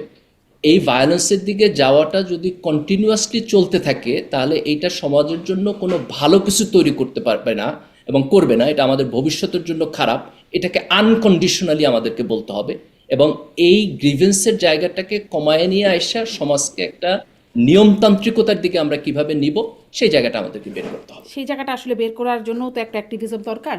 এখন যারা আসলে প্রভাবশালী অ্যাক্টিভিজম করছেন আপনি তাদের সম্পর্কে কি বলবেন? আমি বলি পিনাকি ভট্টাচার্য, ইলিয়াস হোসেন, তারা আসলে এই ভাঙচুরের পেছনে তাদের আহ্বান ছিল, নির্দেশনা ছিল। আপনি তাদের আমার বোধ হয় যে ইলিয়াস হোসেনের খুব স্পষ্ট বক্তব্য ছিল প্রথম আলো ভাঙচুরের ব্যাপারে, পিনাকি ভট্টাচার্যের খুব সম্ভবত ছিল না, আমি বলতে পারবো না, আমি ওই সময় তারা একটু এক্স্যাক্টলি পূর্ব অবস্থান জিয়াফত করা থেকে শুরু করে মানে কিন্তু যদি আপনার এই ঘটনায় স্পেসিফিকলি কারো অভিযোগ থাকে তাহলে সে অভিযোগে ইনভেস্টিগেশন হবে এবং সেই ইনভেস্টিগেশনের মধ্য দিয়ে যার যতটুকু দায় দায়িত্ব আছে সেটুকু আপনার এটা তো একটা ক্রিমিনাল কোশ্চেন, তাই না? সে ক্রিমিনাল কোশ্চেনে যাবে। সোশ্যাল কোশ্চেনের জায়গা থেকে আমি যেটা বলতে চাই সেটা হলো যে এই যে গ্রিভেন্সের বহিঃপ্রকাশ ভায়োলেন্সের মধ্য দিয়ে যে করা, এইটা আমাদের জন্য, আমাদের ভবিষ্যতের জন্য ভালো না। এই ক্রিমিনাল কোশ্চেন বলছেন, কেউ কেন ক্রিমিনাল কোশ্চেনটা তুলছে না কি মনে হয়? কেউ তো তুলছে না আসলে, তাদের নামও আসছে না যখন ক্রিমিনাল মানে অপরাধ এই বিষয়ে যখন বিচার্য বিষয় হচ্ছে তখন তো তাদের নামও আসছে না, কেন আসছে না? না, আসা উচিত তো, আসবে না কেন? আমার তো মনে করি যে এই কেস যখন মানে পুলিশ তো এখন ইনভেস্টিগেশন করতেছে, আপনার ভিডিও দেখে অনেককে অ্যারেস্ট করতেছে, আবার ধরেন যে মানে সন্দেহের বশে আপনার যে অপরাধ করে নাই তাকেও যেন ধরা না হয়, সেটার ক্ষেত্রে আমাদেরকে কথা বলতে হবে। কিন্তু যার যতটুকু দায় দায়িত্ব আছে সেগুলো আসবে তো, অফকোর্স আসবে। জি, মানে এটি আমি তো না আসার কোনো কারণ দেখি না। কিন্তু আসছে না, এটাই হচ্ছে কথা। আগেও এসেছে, আগেও হয়েছে, কিন্তু আসে নাই। কেন আসে নাই সেই প্রশ্নটা আসলে অজানা। আপনার জানা কিনা জানতে চাইছিলাম। আপনি বলছেন আসা উচিত কিন্তু আসে না। আপনার এবারেও আসি, আপনার সেই স্ট্যাটাস, আপনি প্রথম আলো রাজনৈতিক মানে তাদের মতাদর্শ তৈরি করার যে কথাটা বলছিলেন যে তারা সংবাদ, আপনার সেই পোস্টের সেই অংশটা আপনি বলছেন তারা আসলে আওয়ামী লীগের উপরেই শেষ পর্যন্ত ভরসা রাখে। কিন্তু মানে আওয়ামী লীগের আমলেও দেখেছি শেখ হাসিনা তার গরল একদম প্রকাশ্যে প্রথম আলো ডেইলি স্টারের বিরুদ্ধে ঝাড়তেন যতটা সম্ভব, এবং গণভবনে প্রথম আলো ডেইলি স্টার এই দুটো পত্রিকা নিষিদ্ধ ছিল সেই সময়ও। তারপরেও আসলে কেন আপনাদের মনে হয় মানে আওয়ামী লীগ এর মতাদর্শকেই তারা কেন সমর্থন করে বলে কেন মনে হয়? এক, আর যদি সমর্থন করে সেই সমর্থনটা কি সর্বজন গৃহীত একরকমের? কারণ সবচেয়ে বেশি পঠিত পত্রিকা প্রথম আলো, আন্তর্জাতিক বা দূতাবাসগুলোতে যেই পত্রিকা যায় সেটি হচ্ছে ডেইলি স্টার। এটির কি গ্রহণযোগ্যতা সবচেয়ে বেশি এই মতাদর্শের? দেখেন, কোনো একটা পত্রিকা বেশি সংখ্যক মানুষ পড়লেই যে সেটা খুব ভালো পত্রিকা হয়ে যায় বা সে ভালো সাংবাদিকতা করে, বিষয়টা এরকম। আবার দেখেন, গ্রহণযোগ্যতা আমি পরে আসছি। আবার যে কোনো একটা সংবাদপত্র একটা স্পেসিফিক ইস্যুতে খারাপ সাংবাদিকতা করার মানে এই না যে সে বাকি সকল ইস্যুতেই খারাপ সাংবাদিকতা করে। যেমন ধরেন যে সংবাদপত্র হিসেবে প্রথম আলোর যে কোয়ালিটি, এটা তো ভালোই, যথেষ্ট ভালো সাংবাদিকতা করে, কিন্তু সাংবাদিকতার পাশাপাশি সে যে মতাদর্শিক রাজনীতি করে সেখানে সে ন্যায়পরায়ণতা বজায় রাখে না, সে একটা স্পেসিফিক গ্রুপের পক্ষে অলওয়েজ সাংবাদিকতা করে। যেমন ধরেন, আচ্ছা, কে ন্যায়পরায়ণতা বজায় রাখে? কে ন্যায়পরায়ণতা বজায় রাখে? কোন পত্রিকা, কোন টেলিভিশন? না, ধরেন যে কেউই করে না, তো তাহলে আপনি কি সবাইকে সমালোচনা করবেন না? সবাইকে আমরা একটু ভেঙে চুরে পুড়িয়ে একটু বা সেটার পেছনে একটা নৈতিক জাস্টিফিকেশন তৈরি হতে পারে? না, আমি তো ভাঙচুরের পক্ষে বলি না, আমি তো কখনোই বলি না যে কাউকে ভাঙচুর করতে। আমি বলছি যে এই যে গ্রিভেন্সটা বা মতাদর্শের বিরুদ্ধে যে গ্রিভেন্সটা, সেটার একটা জাস্টিফিকেশন হয়। গ্রিভেন্সের জাস্টিফিকেশন হয়, অফকোর্স। তার মানে আমাদের সকল গণমাধ্যমের বিরুদ্ধে একটা গ্রিভেন্স থাকা জাস্টিফাইড। আওয়ামী লীগের সময়ে তো গণমাধ্যমে আপনি কখনো শেখ হাসিনার ধরেন যে বিদেশ সফরে গেছে, তারপর সাংবাদিকদেরকে নিয়ে আপনার প্রেস কনফারেন্স হয়েছে, দেখছেন কখনো? হ্যাঁ, অবশ্যই অবশ্যই। কেন আপনার দেখার পরে আপনার কলিগদের প্রতি আপনার বিবমিশা তৈরি হয় না তাদের কোশ্চেন শুনে? একদম অবশ্যম্ভাবী। এখন কি ওই সাংবাদিকদেরকে আমি এখন প্রেস করব সাংবাদিক হিসেবে? এরাই কি বাংলাদেশের মেজরিটি ছিল না? না করেন, কিন্তু ধরেন নৈতিকভাবে নৈতিকভাবে তাদের বিরুদ্ধে যে মানে সংক্ষুব্ধ হয়ে ওঠা, সেটিকে তাই বলে এভাবে সমর্থন করা যায় যে এটি সমস্যা? তাহলে আমাদের কেন আপনি তাদের ব্যাপারে যারা ফ্যাসিবাদের দালাল, যারা 16 বছর ফ্যাসিবাদের দালালি করতে করতে টিকায় রাখছে, তাদের ব্যাপারে আপনি সংক্ষুব্ধ হবেন না? অফকোর্স সংক্ষুব্ধ হবেন। সংক্ষুব্ধ হয়ে তাদের অফিস ভাঙতে যাবেন না, সংক্ষুব্ধ হয়ে তাদের নাগরিক অধিকারের উপর হস্তক্ষেপ করবেন না, কিন্তু সংক্ষুব্ধ তো আমি হবই। যারা দেখেন, আওয়ামী লীগের 15 বছরের ফ্যাসিবাদ আমাদের দেশের 50 বছর পিছায় দিছে, যারা এটারে আপনার হচ্ছে বাতাস দিয়া পানি দিয়া এটারে বড় করছে, আমি অফকোর্স তাদের ব্যাপারে সংক্ষুব্ধ হবো। তারা জনশত্রু, তারা দেশের শত্রু। এখন ধরেন বাতাস পানি তো বাতাস, আমাদের দেশের গণমাধ্যমগুলো খুবই আনফরচুনেটলি কিন্তু যেদিকে আসলে স্রোত যায় সেদিকেই তারাও যায়, বাতাসটা সেদিকেই যায়। ধরেন তারেক রহমান ফিরল, একটা বিশাল ঘটনা, কিন্তু সেখানে যেই রকম গণমাধ্যমের কাভারেজ দেখা গেল, অনেকেই বলছেন বেশি বাড়াবাড়ি, অনেকেই বলছেন যে অনেক ঘটনা ছিল সেগুলো বাদ দিয়ে চলে যাওয়া হলো, পুরো একদম পাই টু পাই দেখানো হলো, এগুলোর এতটা মানে আধিক্যতাও অনেকে আচ্ছা, বলছেন। এবার আপনি খুব একটা সুন্দর পয়েন্ট আসছেন। এবার আপনার প্রথম আলো কতখানি মানে কোয়ালিটি সাংবাদিকতা করে এটা এটা আপনি বুঝবেন। প্রথম আলো একসময় তারেক রহমানের ক্যারেক্টার অ্যাসাসিনেশন করছে, যে তারেক রহমান হচ্ছে দুর্নীতিবাজ, দুর্নীতির বরপুত্র। এখন সে প্রথম আলো আপনি দেখেন যে তারেক রহমানে কি পরিমাণ প্রেস করতেছে। আগেও যেটা করছে এটাও সাংবাদিকতা ছিল না, এখনো যেটা করতেছে এটাও এটা তো সাংবাদিকতা না। সকল গণমাধ্যম করেছে, কে করে নাই? সকল গণমাধ্যম করলে তো সবারই চরিত্র খারাপ। এখন আপনি যদি এই গণমাধ্যমকে নৈতিকভাবে প্রশ্নের সম্মুখীন না করেন, তাহলে তো আবার আরেকজন হাসিনা হবে। ধরেন এখন তাহলে তো আবার আপনি সকল এই ফ্যাসিবাদ গণমাধ্যম থেকে তারেক দেশে রহমানের পক্ষে বলছে বা আশাকে মানে বলছে, বা ধরেন এইটার কোনো খুব সমালোচনার জায়গা তৈরি হচ্ছে না এখনো, এবং বা ধরেন সমালোচনা করলে আবার আনিস আলমগীরের মতো গ্রেপ্তার হয়ে চলে যেতে হচ্ছে কারাগারে। তা একই তো ঘটনার পরিবর্তন কি হলো? এই গ্রিভেন্সও তো নৈতিকভাবে কারো না কারোর মধ্যে চলেই আসবে, আসবে না? না, আসলেই তো এখন দেখেন এখন আপনি যদি এটার পরিবর্তন করতে চান আপনার তো কথা বলে যেতে হবে, তাই না? আমরা যদি গণমাধ্যমকে গণজবাবদিহিতার জায়গায় না আনতে পারি, তাহলে তো এই কালচার কখনো পরিবর্তন হবে না। আগে তারা হচ্ছে আপনার হাসিনার দালালি করতো, এখন যারা ক্ষমতায় আসবে তাদের দালালি করবে, এবং আগের চাইতে 10 গুণ বেশি দালালি করবে। তাহলে আগের সিস্টেমে যেখানে ছিল এখনকার সিস্টেমে সেখানে তাহলে যাবে। সব অথচ গণমাধ্যমের কি মানে কি হবে তাহলে? নৈতিক জাস্টিফিকেশন বলছেন যেটি, যে একটা নৈতিকতা বা মানে গ্রিভেন্সের পেছনে যে জাস্টিফিকেশন বলছেন, তাহলে আসলে সব গণমাধ্যমই তো বন্ধ করে দেওয়া উচিত সেই অর্থে। না, আপনি আবারও ভুল জায়গায় যেতেছেন। দেখেন, গ্রিভেন্সের ম্যানিফেস্টেশনে আপনি সংবাদপত্র বন্ধ করতে পারবেন না, গ্রিভেন্সের ম্যানিফেস্টেশনে সংবাদপত্র ভাঙতে পারবেন না, কিন্তু গ্রিভেন্সের ম্যানিফেস্টোকে আপনি সংবাদপত্রকে সমালোচনা করবেন, এবং এই সমালোচনার যে প্রেশার এটা যখন সে ফিল করবে তখন সে হয়তো আরেকটু বেটার সাংবাদিকতা করতে ইন্টারেস্টেড হবে। কিন্তু এটা সমালোচনা ভাঙচুর এবং বন্ধের জায়গায় যাওয়া যাবে না। সমালোচনা করলে আবার যেভাবে গ্রেপ্তার হয়ে যেতে হয়, সেটাও তো একটা ভয়ের ব্যাপার। মানে আনিস আলমগীরকে গ্রেপ্তার করে আন্তর্জাতিক গণমাধ্যমে এরকমটা চলে আসছে, যেটা স্বাধীন সাংবাদিকতার পেছনে বড় বাধা হিসেবে আন্তর্জাতিক গণমাধ্যমগুলো বলছে। দেখেন, এই ভদ্রলোকের অতীত তো খুব ভালো না, কিন্তু কারোরই তো ওনার অতীত ভালো না, না না ডক্টর না মির্জা না, গালিব। সবার অতীত খারাপ। আপনার অতীত ভালো তো, আপনার অতীত আনিস আলমগীরের মতো এত খারাপ না। আচ্ছা, যে ভালো লোক সমাজে নাই তা তো না। জি, আচ্ছা, আমার অতীত নিয়েও কত মানুষ কত কথা বলবেন। এখনকার অতীত মানে এখন এই সময়টা আবার যখন অতীত হবে তখনও আবার মানুষজন নানান কথা বলবেন। যাই হোক, আসি একটু আরও কিছু প্রশ্নে। প্রথম আলো সম্পর্কে আপনার বক্তব্য শুনছিলাম, কিন্তু মানে এত পাঠক প্রিয়তা বা আন্তর্জাতিকভাবে স্বীকৃত হওয়ার যে ব্যাপারটা, সেটিকে আপনি আসলে কি বলবেন? মানে যদি তারা একটুখানি বলছিলেন, আর একটু কি বলবেন যে তাদের মতাদর্শিক ব্যাপারটা যদি প্রতিফলিত হয় তবু এত পাঠক প্রিয়তা পায় কেন? দেখেন, প্রথম আলো দুইটা কাজ করে। একটা হলো প্রথম আলো সাংবাদিকতার ক্ষেত্রে একটা কোয়ালিটি এবং স্ট্যান্ডার্ড মেনটেন করে, যে কারণে মানুষ প্রথম আলো পড়ে। কিন্তু এই কোয়ালিটি এবং স্ট্যান্ডার্ড দিয়ে তাদের উচিত ছিল দেশের ন্যাশনাল ইন্টারেস্টকে সার্ভ করা, কিন্তু আনফর্চুনেটলি তারা তাদের মতাদর্শিক ইন্টারেস্ট সার্ভ করে। তো প্রথম আলো যদি এই মতাদর্শিক ইন্টারেস্ট সার্ভ করা বাদ দিয়া গণমাধ্যম হিসাবে গণমানুষের ইন্টারেস্টকে সার্ভ করা শুরু করে, তাহলে এটা তাদের জন্য ভালো হবে, আমাদের জন্য ভালো হবে, দেশের জন্য ভালো হবে, এবং আমরা এটাই চাই। জি, জি, সেটি মনে হয় মানে একটু আগের কথা থেকে মনে হলো সকল গণমাধ্যমের ক্ষেত্রেই মনে হয় একই বিষয় প্রযোজ্য। আম, হাদি হত্যার বিচারের দাবিতে শাহবাগে অবরোধ আন্দোলন, একটা কর্মসূচি চলছে। শাহবাগই একটা গালিতে পরিণত হয়েছে এখন, সেই 13 মানে আন্দোলনের সেই সময়টার পর থেকে এই সময় এসে এখন আবার এই যে শাহবাগ আন্দোলন হচ্ছে, এই মানে একই রকম বিষয় হয়ে যাচ্ছে কিনা? দুইটার মধ্যে খুব একটা ক্লিয়ার পার্থক্য আছে। যে এর আগের শাহবাগে যখন লোকেরা দাঁড়াইছিল তখন তারা বিচারের জন্য দাঁড়ায় নাই, তারা দাঁড়াইছিল ফাঁসির জন্য। এবং হচ্ছে আপনার ইন্টারন্যাশনাল ক্রাইম ট্রাইব্যুনালে আপনার আব্দুল কাদের মোল্লাকে হলো আপনার যাবজ্জীবন দেওয়া হয়েছিল, তারপর আইন পরিবর্তন করে তাকে ফাঁসি দেওয়ার জন্য শাহবাগে দাঁড়াইছে। আর এখন শাহবাগে যে তরুণ প্রজন্ম দাঁড়াইছে, তারা দাঁড়াইছে হইল আপনার একজন খুনিকে গ্রেফতারের জন্য এবং গ্রেফতার করে তাকে বিচারের জন্য। তাহলে দুইটা মৌলিকভাবে ইনসাফের প্রশ্নে আলাদা। যে এখনকার শাহবাগ খুব ক্লিয়ারলি ন্যায় বিচার এবং ইনসাফের জন্য দাঁড়াইছে।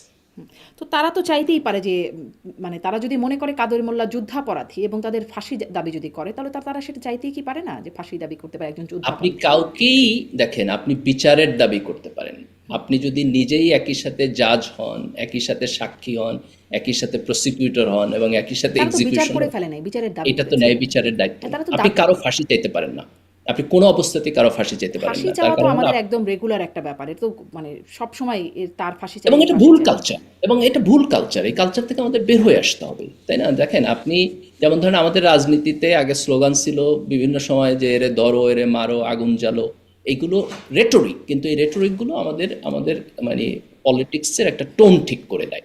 তো আপনি কোনো ব্যক্তিরই ফাঁসি চাইতে পারেন না, কারণ আপনি প্রিসাইসলি জানেন না সে অপরাধী কিনা। যদি আপনি প্রিসাইসলি জানেন যে সে অপরাধী এবং তার ফাঁসি, তাহলে তো আমাদের আইন আদালতের প্রয়োজন ছিল না, সাক্ষীর প্রয়োজন ছিল না, ডাবল চেক ডাবল ক্রসের প্রয়োজন ছিল না সেখানে, তাই তারা তো না? আসলে ফাঁসির দাবি করছেন, কিন্তু বিচারের দায়িত্ব তো আদালতের, সেটি তো মানে সেইভাবেই তো আদালতের কাছেই মানে একটা দাবি করছেন, কিন্তু সেটি যে করে আপনি ফেলতে যখন হবে। আদালতের কাছে স্পষ্টভাবে একজন ব্যক্তির নাম তুলে ধরে ফাঁসি দাবি করতেছেন, তখন তো আপনি বিচার প্রক্রিয়ার উপরে এক ধরনের আনডিউ প্রেশার তৈরি করতেছেন। এই আনডিউ প্রেশার তৈরি করা কখনোই অ্যাকসেপ্টেবল না। জি, এখন যে প্রেশার তৈরি করছে বিচারের জন্য, হ্যাঁ, তো আমি এটাও একটু প্রশ্ন করতে চাই যে এই ইনকিলাব মঞ্চ বা ধরেন আপনারাও কি মনে করেন এই সরকার আসলে বিচার করতে চায় না, এত শক্ত প্রেশার তৈরি করা হচ্ছে কেন? এক, এবং ইনকিলাব মঞ্চ কিন্তু ফেসবুকে বলেছেও যে আমরা ক্রস ফায়ার দেখতে চাই না, হাদির খুনের ক্রস ফায়ার দেখতে চাই না। কেন মনে হচ্ছে যেরকম ক্রস ফায়ার করে ফেলা হবে? দেখেন, এটা এটা খুব সারপ্রাইজিং এবং খুবই ইন্টারেস্টিং কোশ্চেন যে এই সরকার গণ অভ্যুত্থানের মধ্য দিয়ে আসছে, এই সরকারের লেজিটিমেসি গণ অভ্যুত্থান।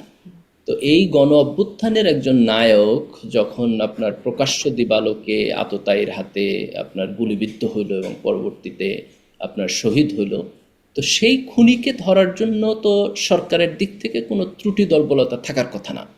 কিন্তু আমি জানি না এটার কারণ কি, কিন্তু আমরা খুব সারপ্রাইজিংলি দেখতেছি যে সরকারের এখানে যতখানি করার কথা ততখানি তারা করতেছে না। যেই তদন্ত চলতেছে সেই তদন্ত কি চলতেছে আমরা নাগরিক হিসেবে খুব স্পষ্টভাবে জানতেছি না। ইনকলাব মঞ্চ যদি স্যাটিসফাইড হইতো যে সরকারের তদন্ত একটা সার্টেন লেভেল পর্যন্ত আগাইতেছে, তাহলে তো তাদের শাহবাগে গিয়ে দাঁড়ানো লাগতো না। তো এখানে সরকারের অভ্যন্তরে আসলে কি হইতেছে এটা অস্পষ্ট, এবং এই ঘটনায় ধরেন যে সুষ্ঠু বিচারকে আড়াল করার জন্য কোনো ষড়যন্ত্র সরকারের মধ্য থেকে হইতেছে কিনা এই প্রশ্ন উঠতেছে। তো আমার বোধ হয় যে আমরা চাইবো যে সরকারের দিক থেকে যেন এই জিনিসটা খুব ক্লিয়ারলি জনগণকে অবহিত করা হয় যে এইটার কতটুকু প্রোগ্রেস হইলো এবং কোন পর্যায়ে এটা আছে। ইনকিলাব মঞ্চই মানে দাবি করেছিল যে 24 ঘন্টার মধ্যে যদি এর আপডেট দেওয়া না যেতে পারে তাহলে তার মধ্যে পদত্যাগ করতে হবে স্বরাষ্ট্র উপদেষ্টা থেকে। পরে এসে তারা বলছেন যে যে বুইরা ভাম আপনি কোথাও যেতে পারবেন না, এটার তদন্ত বিচার এটির ব্যবস্থা না করে যেতে পারবেন না, এরকম ব্যাপার বলা হচ্ছে। মানে আগে বললো যে চলে যেতে হবে যদি ব্যবস্থা না নেওয়া হয়, এখন বলছেন কোথাও যেতে পারবেন না ব্যবস্থা না নিয়ে। আসলে এখান থেকে কি বার্তা? দেখেন মানে দুইটা সময় তাদের যে বক্তব্যের মূল জায়গাটা তো হলো তারা ন্যায় বিচার চায়, তারা চায় যে খুনি যেন অ্যারেস্ট হয় এবং এইটার জন্য যেন সরকার দায়িত্ব পালন করে। তো এই দায়িত্ব পালনের জন্য তারা স্বরাষ্ট্র উপদেষ্টার উপরে চাপ প্রয়োগ করতেছে, তাই না? এবং চাপ প্রয়োগের একটা পর্যায়ে হইতে পারে যে সে যদি ঠিকঠাক মতো কাজ না করে তাহলে হচ্ছে তার পদত্যাগ করে চলে যাওয়া। তো এটার মধ্যে তার ইনকনসিস্টেন্সি কিছু নাই। কিন্তু এখানে আমাদেরকে যে জিনিসটা মিসিং সেটা হলো সরকারের সাথে আপনার এই আন্দোলনকারীদের একটা আলাপ আলোচনা, যাতে করে আমরা সরকারের কাজটা ঠিকমতো আগাচ্ছে কিনা এটা যেন আমরা বুঝি। যে এইখানে কি আপনার তদন্তটা হইতেছে, তদন্ত তো কোনো ম্যাজিক জিনিস না, আপনি তো চাইলেই আর 6 ঘন্টার মধ্যে একটা সমাধান কিছু মানে পুলিশ ধরে ফেলতে পারে, বিষয়টা এরকম না।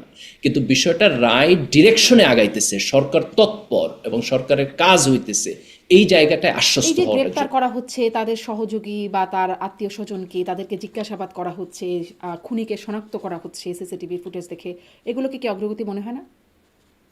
অফকোর্স এগুলোকে অগ্রগতি মনে হয়, কিন্তু আমি এখনো পার্সোনালি কনভিন্সড না যে অগ্রগতি সাফিসিয়েন্ট এবং স্যাটিসফ্যাক্টরি। কারণ আমি পুরো পিকচারটা কারো কাছ থেকে পাচ্ছি না। ধরেন যে স্বরাষ্ট্র উপদেষ্টা বা অন্য কেউ আপনার খুব ডিটেইল মানে এইটার একটা অন দ্য ফ্লাই আপডেট আমাদেরকে জানাচ্ছে, এই জায়গাটা আমি এখনো ক্লিয়ারলি মিসিং। যেমন ধরেন যে হাদির সাসপেক্টেড খুনি এখন কোথায় আছে এই ব্যাপারে কোনো প্রেসাইজ বক্তব্য নাই। আমরা সোশ্যাল মিডিয়াতে কিছু বক্তব্য আমি দেখছি। জানলে তো ধরেই ফেলতাম, যদি জানতাম কোথায় আছে তাহলে তো ধরেই ফেলতাম। তো ওনারা এতদিনও জানেন না কেন? এই প্রশ্ন উত্তর কে দিবে? ওনারা জানার কতটুকু কাছাকাছি? এটা তো ওনাদের ইনএফিসিয়েন্সির বহিঃপ্রকাশ যে ওনারা এখন পর্যন্ত জানে না। অথচ আপনি দেখেন সোশ্যাল মিডিয়ায় বলা হচ্ছে যে সে ইন্ডিয়া পলাই গেছে। হ্যাঁ হ্যাঁ বলা হচ্ছে। তো এখন এখন এখন এগুলো কনফিউশন তৈরি করতেছে না? এখানে তো পুলিশ ডিপার্টমেন্টের আপনার যারা তদন্ত করতেছে তাদের কাছ থেকে আমরা খুব প্রিসাইজ ডেভেলপমেন্ট আশা করি। জি, সেটি সাফিসিয়েন্ট হচ্ছে না বলে আপনি মনে করছেন। আপনি একটু আগে বলছিলেন যে এক্স্যাক্টলি, আমি এটা সাফিসিয়েন্ট হচ্ছে না বলে আপনি মনে করি। বলছিলেন যে স্লোগান ছিল আগে, স্লোগান রাজনীতির স্লোগান ছিল এরে ধরো তারে মারো, আপনি বলছিলেন, কোট করি আপনাকে। এখন যে স্লোগানগুলো হচ্ছে আপনার, সেটি নিয়ে আপনার বক্তব্য কি? যেমন শরীফ ওসমান হাদির সেই বক্তব্যটা এখন তো মনে হয় ইনকিলাব মঞ্চের একটা স্লোগানে পরিণত হয়েছে। আমি আসলে উচ্চারণযোগ্য না বলে আমি একটু ডট ডট দিয়ে বলি যে গোপালগঞ্জের অস্তিত্ব থাকলে বাংলাদেশের অস্তিত্ব থাকবে না। এই প্রসঙ্গে তিনি বলছিলেন ডট ডট ডট মাওয়া ছিঁড়ে ফেলতে হবে ডট ডট ডট পোলাদের। এবং এখন এটি তার বিচারের দাবিতেও ইনকিলাব মঞ্চের অনেকেই এই অংশটুকুই বলছেন যে ছিঁড়ে ফেলতে হবে, ছিঁড়ে ফেলতে হবে, এই ধরনের বক্তব্য আসছে। ইনকিলাব মঞ্চের মিছিল যাচ্ছে যে টিনের চালে কাউয়া মুজিব আমার ডট ডট ডট এরকম স্লোগান আসছে। আমরা দেখছিলাম রাজশাহী বিশ্ববিদ্যালয়ের জিএস শিবির সমর্থিত প্যানেল থেকে যে সালাউদ্দিন আম্মার তিনিও বলছেন দেখতে পাইলে বাকশাল ওই সেই ডট ডট ডট ছিঁড়া ফেল। না, সে শিবির প্যানেল থেকে না, সে অন্য প্যানেল থেকে আসছে। সে শিবির সমর্থিত প্যানেল থেকে না, শিবির না না, সমর্থিত যে প্যানেলটা। সে ডিফারেন্ট প্যানেল থেকে ছিল। আচ্ছা শিবিরের ক্যান্ডিডেট হারছে তার এগেনস্টে। আচ্ছা, আপনি মানে এই স্লোগানগুলো নিয়ে কি বলবেন?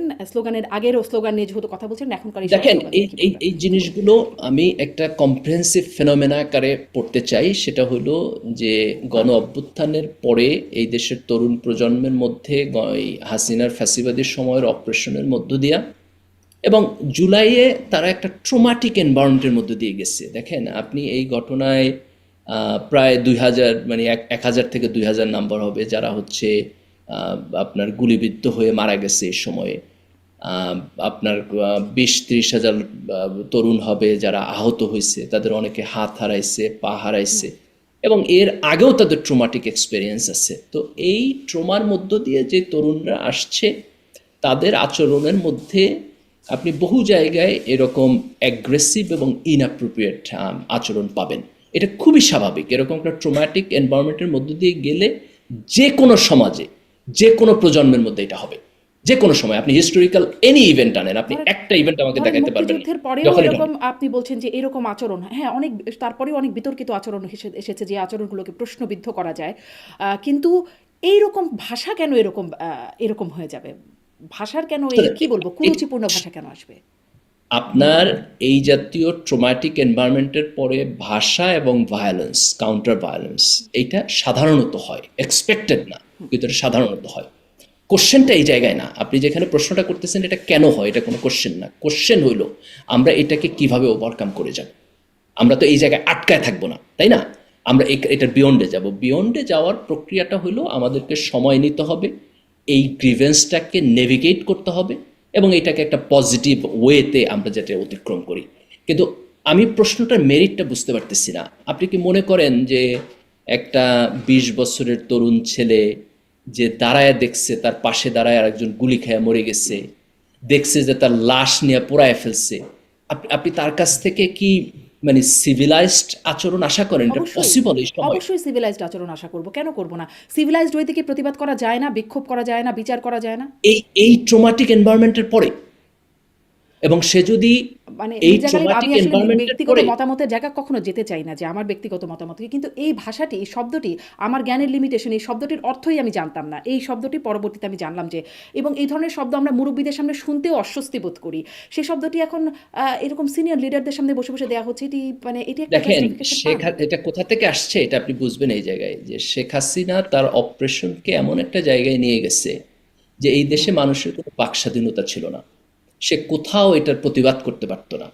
তার ফলে তার প্রতিবাদের একমাত্র জায়গা হয়ে দাঁড়ায় আপনার সোশ্যাল মিডিয়া, এবং সেই প্রতিবাদের ভাষা আপনার হচ্ছে কিছুটা আগলি, কিছুটা অগ্রহণযোগ্য ভাষা হয়ে দাঁড়ায়।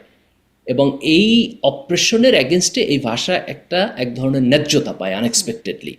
এবং আমি গণ অভ্যুত্থানের পরে এই তরুণ প্রজন্মের যে আচরণ এবং যে কথা, এটার মধ্যে দিয়ে তার যে বিপ্লব, তার যে বিদ্রোহ, এইটাকে ওইটার সাথে কানেক্ট করে পড়ি। আপনি দেখেন ওসমান হাদির একটা বক্তব্য আছে, সে সেখানে বলছে যে মজলুমের ভাষাই হলো তার হাতিয়ার। এই যেহেতু সে মজলুম, সেইটার মধ্যে দিয়ে আপনার সেই ইনজাস্টিসকে আর কোনোভাবে পরিবর্তন করতে পারতেছে না, তখন সে তাকে গালি দিয়ে তার মনের ক্ষোভ মিটাইতেছে। তার ফলে তার ভাষাটা এই জায়গায় গিয়ে দাঁড়াইতেছে। তো এইটাকে আপনি তার হিস্টোরিক ব্যাকগ্রাউন্ড যেখান থেকে আসতেছে, এটা থেকে যদি ডিটাচ করে পড়েন এবং এই প্রশ্ন তুলেন, তাহলে আপনি কোনোদিন এটাকে বুঝবেন না। এটাকে বুঝতে হইলে আপনাকে তার এই ট্রমাটিক এক্সপেরিয়েন্সের সাথে মিলায়া পড়তে হবে। কিন্তু এখানে পয়েন্ট হলো ধরেন এখন যারা যে আওয়ামী লীগের না না না, আমি আর একটু হ্যাঁ শেষ করি, আমি হ্যাঁ একটু বলেন শেষ শেষ করি। করুন নিশ্চয়ই। পয়েন্ট হলো যে আপনি যদি এই সিচুয়েশনটাকে স্লোলি একটা গণতান্ত্রিক প্রক্রিয়ার মধ্যে নেভিগেট করেন ওভার দ্য টাইম, আপনি দেখবেন যে এটা একটু একটু করে কমে আসতেছে। এবং আপনি যদি সোশ্যাল মিডিয়াকে ফলো করেন, আমার কাছে মনে হয় যে গত এই যে আমরা 1-1.5 বছর ক্রস করে আনলাম শেখ হাসিনা পতনের পরে, সিচুয়েশনটা স্লোলি একটা ইকুইলিব্রিয়াম এবং নর্মালসির দিকে যাইতেছে। আমরা যদি একটা নির্বাচনের মধ্য দিয়ে আরও সিস্টেমেটিক জায়গায় যাইতে পারি, আপনি দেখবেন এটা একটা নর্মাল জায়গায় চলে আসবে। নর্মাল জায়গায় কি যাবে নাকি এর মানে ট্রমার কারণে যারা আবার ভিকটিম হচ্ছেন তাদের আবার যে ট্রমা তৈরি হচ্ছে সেই ট্রমার একটা প্রতিফলন সামনের দিনে থাকবে, না, আমি মনে করি ট্রমায় যে ট্রমায় এখানে বাড়তে বাড়তে থাকবে যে না, একটা এটা ট্রমা। এটা এটা এই পুনরুৎপাদনের দিকে যাবে না যদি আমরা খুব দ্রুত একটা সিস্টেমেটিক গণতন্ত্রের দিকে যাইতে পারি। কিন্তু যদি আমরা একটা গণতান্ত্রিক প্রক্রিয়ায় উত্তরণ ঘটাইতে না পারি, তাহলে এটা রিপ্রোডিউসিং হতে পারে। ধরেন মানে সেই ট্রমা থেকে এখন আওয়ামী লীগের কাউকে দেখলে তাকে মেরে ফেলা যায়, তাকে হত্যাযোগ্য করে ফেলা যায় আর কি, বা ছাত্রলীগের কেউ থাকলে তারা নিষিদ্ধ সংগঠন, তাদের কর্মকাণ্ডের সমালোচনা ভয়ঙ্করভাবে আছে, কিন্তু তাদেরকেও হত্যা করে ফেলা যায় এবং সেটি আসলে খুব অপরাধ হিসেবে গণ্যও হয় না।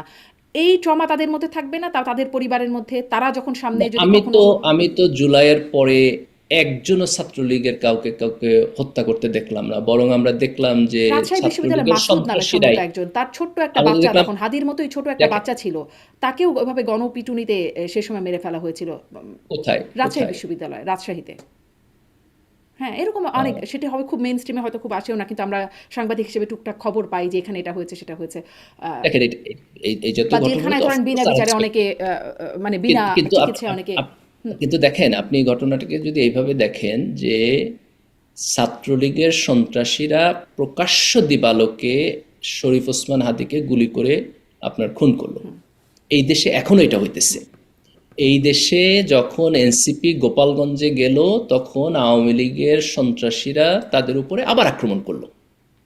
শেখ হাসিনা মাঝে মধ্যে বইলা বেড়াইতেছে তার নামে যারা মামলা করছে তাদেরকে উনি আবার দেখে নিবেন। তা আওয়ামী লীগ তো এখন একটা ক্রিমিনাল এন্টারপ্রাইজ, এটা অল আউট একটা ক্রিমিনাল এন্টারপ্রাইজ। তার রাজনীতি কোথায়?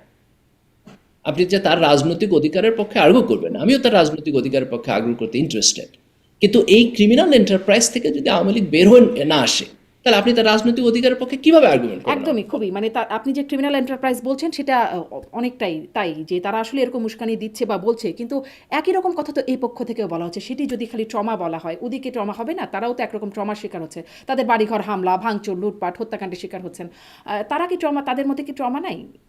আপনি তাদের 17 বছর অপরাধের পরে যেটুকু হয়েছে, এটুকু তো যেটুকু হওয়ার কথা ছিল তার চেয়ে অনেক কম হয়েছে।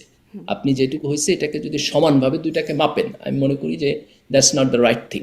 কিন্তু আপনার প্রশ্নের একটা মেরিট আছে, সেই মেরিটটা হলো যে আমরা এখন যেই ইন্টারমিডিয়েট স্টেজে আছি, এই ইন্টারমিডিয়েট স্টেজে যদি আমরা লম্বা সময় থাকি, তাহলে সমাজে এইটা মানুষের যেই গ্রিভেন্স এবং তার মধ্য দিয়ে যেই আপনার সাইকেল, এই সাইকেলের আবার পুনরুৎপাদন হইতে পারে। এটার ক্ষেত্রে আমি অ্যাগ্রি করি। কিন্তু আপনি যদি দুইটাকে সমানভাবে তুলে ধরে কোশ্চেন করেন, আমি মনে করি এটা রাইট মেরিট না। নিশ্চয়ই তার কারণ হলো এই 17 বছর যেই অন্যায় অত্যাচার, যেই খুন গুমের মধ্য দিয়া এই দেশের মানুষ গেছে, তার গ্রিভেন্সটা যথেষ্ট পরিমাণ জাস্টিফাইড। সেই গ্রিভেন্সের সাথে আপনি আওয়ামী লীগের লোকের গ্রিভেন্সকে এখন আপনি তুলনা করতে মানে এই পারবেন না। অর্থে তুলনা এই করতে, তুলনাটা এই রাইট অর্থে হবে না। তুলনীয় হতে পারে কিনা যে ধরেন যেই মানুষটার পরিবার গুমের শিকার হয়েছে, যেই মানুষটা, তার যে পরিবারের যে গ্রিভেন্স, এখনো যে মানুষটা হত্যাকাণ্ডের শিকার হচ্ছে বা তাকে জেলখানায় রেখে দেওয়া হচ্ছে, তার খুব বিচার প্রক্রিয়া খুব যৌক্তিকভাবে আগাচ্ছে না বা হচ্ছে না, তার যে পরিবারের একটা গ্রিভেন্স, পরিবার বা মানুষের জন্য মানে একজন ছেলের তার বাবার প্রতি বা স্ত্রীর তার স্বামীর প্রতি ভালোবাসা, এগুলোর মায়ের ছেলের প্রতি ভালোবাসা, এগুলোর তো একটা কমন বিষয় আছে। তাদের গ্রিভেন্সটা কি একরকমের না? না, অফকোর্স গ্রিভেন্স বা একরকম। হাদির যে বাচ্চাটা আর ওই মাসুদের যে বাচ্চাটা, তার বাবার জন্য না, অফকোর্স তার সেটি একরকম না? গ্রিভেন্স একরকম। এই পয়েন্টের সাথে তো কোনো দ্বিমত নাই। আমরা যেই কারণে এই যে সিচুয়েশন, এটাকে মিনিমাইজ করতে চাই এবং যেই কারণে একটা নিয়মতান্ত্রিক পরিবেশে আমরা যাইতে চাই। এটা কেন যাইতে চাই? এটা যাইতে চাই এই কারণে, যাতে করে এটা অনিয়ন্ত্রিত থাকলে পরে এরকম ঘটনাগুলো সমাজে ঘটতে থাকবে। দেখেন, আইন নিজের হাতে যদি তুলে নেয়, তাহলে দুইজন হয়তো রাইট সময়ে তুলে নেবে, কিন্তু তিনজন ভুল সময়ে তুলে নেবে, ভুল লোকের কাছ থেকে তুলে নেবে এবং সমাজে ভুলের পরিমাণ বাড়তে থাকবে। তো এই কারণে আমাদের এই ইন্টারমিডিয়েট সময়টা থেকে যত দ্রুত সম্ভব আমাদের একটা নিয়মতান্ত্রিক জায়গায় গিয়ে দাঁড়াইতে হবে। আপনার এই পয়েন্টের সাথে আমার কোনো দ্বিমত নাই, কিন্তু আপনি এটাকে ইকুয়েট করেন না। তার কারণ হলো আমরা 16 বছরের একটা অন্যায়, অত্যাচার, গুম এবং খুন থেকে বের হয়ে আসছি।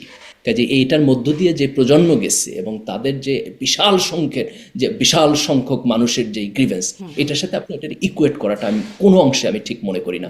আমাদেরকে মনে রাখতে হবে যে জুলাইয়ে আপনার মানে 1,500 তরুণ 20 বছরের বাচ্চা, 17-18 বছরের, 22 বছরের, তারা গুলি খেয়ে মারছে। আপনি পুলিশের ভ্যান থেকে ফালায় দিয়ে তারে মারছে, তার লাশ ধরে নিয়ে আপনার হচ্ছে পোড়ায় ফেলছে। এই বিভৎসতার মধ্য দিয়ে আমরা আসছি। কাজে এটাকে ইকুয়েট করে আমরা যেন এটাকে ডাইলুট না করি। আমি ওই যে কিন্তু আপনি ইকুয়েটটা যদি অনেক সেই ক্ষেত্রেই কিন্তু আপনি বলছিলাম। যদি অনেক প্রিন্সিপাল এই প্রশ্নটা তুলতে চান যে আমরা এটার কাউন্টারটা যেন এমনভাবে না করি যে সেইটা সমাজে আবার আরেকজনের গ্রিভেন্স তৈরি করে, আমি আপনার সাথে 100 বার একমত। জি, ডক্টর মির্জা গালিব, আর ছোট্ট ছোট্ট করে দুটো বিষয়ে যদি একটু আপনার কাছ থেকে শুনি, যে জামায়াত ইসলামী মানে সামনে নির্বাচনের ক্ষেত্রে মানে ইসলামের উপরে বা ধর্মীয় জায়গাটা যে যে বলছে সেটার অনেক রকম সমালোচনাও হচ্ছে। যেমন ব্যারিস্টার শাহরিয়ার তিনি বলছেন যে জান্নাতে যেতে গেলে জামাত ইসলাম করতে হবে, দ্বিতীয় কোনো অপশন নাই। বা বলছেন জামাতের প্রার্থীকে শুনছিলাম, তিনি বলছেন যে জামাতে ভোট দেয়া সোয়াবের কাম, হাসরের ময়দানে দাড়ি পাল্লা ছাড়া কোনো মার্কা থাকবে না। এই যেরকম বক্তব্য আরও বিভিন্ন মানে প্রার্থীর কাছ থেকে টুকটাক এরকম আওয়াজ শোনা যাচ্ছে। আপনি আসলে কি বলবেন, এটা কেমন টুল নির্বাচনে বা ভোট পাওয়ার জন্য? দেখেন, আমাদের সমাজে যেহেতু মানুষের ধর্মের ব্যাপারে সেন্সিটিভিটি আছে, তো এই কারণে ধর্মীয় ইমোশনকে রাজনীতিতে ব্যবহার করার একটা প্রবণতা আছে এবং অনেকে এই জাতীয় বক্তব্য দেয়। এটা আপনি বিএনপিরও মাঠ পর্যায়ের লোকদেরকে দেখবেন বক্তব্য দেয়, জামাতেরও মাঠ পর্যায়ের লোক থেকে অনেক সময় বলে। এগুলো অধিকাংশ ক্ষেত্রে ইনঅ্যাপ্রোপ্রিয়েট বক্তব্য। ইসলামী রাজনীতির ক্ষেত্রে ইসলামের নীতি, আদর্শ এবং মডেলের উপর দাঁড়াইয়া সমাজ এবং রাষ্ট্রকে রিকনস্ট্রাকশন করার একটা আপনার ইডিওলজিক্যাল তাড়না আছে। আমাদের দেশ যেহেতু মুসলিম মেজরিটি কান্ট্রি, অন্যান্য রাজনৈতিক দল যারা নিজেদেরকে ইসলামী রাজনৈতিক দল বলে না, তারাও আপনি দেখবেন যে ইসলামের অনেকগুলো বক্তব্যকে অ্যাডপ্ট করে। যেমন আপনি ধরেন কোরআন সুন্নাহ বিরোধী আইন করবে না, এটা আওয়ামী লীগও বলছে, এটা বিএনপিও বলে। আপনি যদি তারেক রহমানের বক্তব্য দেখেন, উনি ওই দিন ওনার বক্তব্য বলছে যে রাসূল সাল্লাল্লাহু আলাইহি ওয়াসাল্লামের আদর্শের উপরে উনি সমাজকে রিকনস্ট্রাকশন করতে চান। কাজে এই ধর্মীয় এলিমেন্টগুলো কিন্তু আমাদের রাজনীতিতে অলওয়েজ আছে। এই দেশের মেজরিটি মানুষ মুসলমান, এটা থাকবেই। তো রাজনৈতিক দলগুলোকে আপনার মানে ধর্মকে এক্সক্লুসিভলি নিজের রাজনীতির লেজিটিমেসি তৈরির জন্য ব্যবহার করা বন্ধ করতে হবে। এটা যে সমস্ত টুকটাক বক্তব্যের মধ্যে আসে, আমি প্রায় এটা আর্গু করি যে এটা অধিকাংশ সময় আপনি জামাতের মেইন স্ট্রিম লিডারশিপের বক্তব্য পাবেন না। আপনার জামাতের আমির এই জাতীয় বক্তব্য দেন না, জামাতের সেক্রেটারি জেনারেল এই জাতীয় বক্তব্য দেন না। এগুলো আপনি অনেক সময় হচ্ছে থার্ড ফোর্থ লেয়ারের লোকদের থ্রুতে এই বক্তব্যগুলো আসে, কিন্তু এই বক্তব্যগুলোর ব্যাপারে কেয়ারফুল হওয়া ভালো।